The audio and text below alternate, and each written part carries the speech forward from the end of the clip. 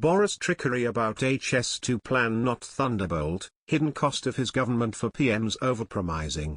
Will the government pay a political price for scrapping HS2's Birmingham to Leeds leg and for downgrading its ambitions for rail improvements in the north of England and the East Midlands? The plans get a thorough going over in the regional papers.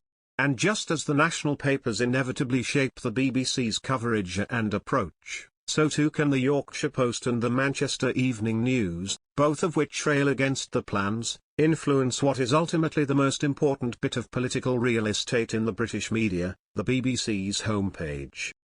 But the good news for the Conservative government is that HS2 has never been a very popular programme. The cry to just spend the money on improving local railways has always been more electorally fruitful and has been taken up by almost everyone in politics at one time or another, be they anti-HS2 Conservatives on the government backbenches or the Green Party in England and Wales. A promise made is merely a promise waiting to be broken. If events complicate life for all governments, it is nevertheless apparent some governments are more likely to abandon their promises than others. And by now no one should be surprised that a government led by Boris Johnson finds it easier to jettison its pledges than to honour them. It is the nature of the creature. Time and time again, Johnson and his ministers have promised that HS2 would run north. Time and time again they have promised that so-called Northern Powerhouse Rail would be made reality. This morning's announcement of reduced investment and reduced delivery of these plans may be no surprise, and it may not even cost the government much in political terms, but it sends a powerful signal nonetheless: forget the North. The sunk costs argument is always one to be taken seriously. Throwing good money after questionable cash is not necessarily prudent.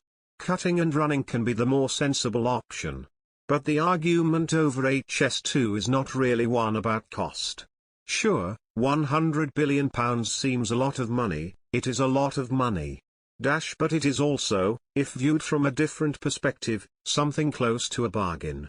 For the cost of major infrastructure projects of this sort should really be thought of on something like a 40-year timescale. Put it like that and HS2 and all its HS children begin to seem almost a bargain. Note too how many Tories who oppose HS2 on grounds of cost will back the renewal of Trident, another £100 billion project, noting that if measured over a 40 or 50-year period it's really not nearly as expensive as the headline figure promises. Some Tory opposition to HSR appears predicated upon the quaint notion that, in the future, people will no longer need or want to travel.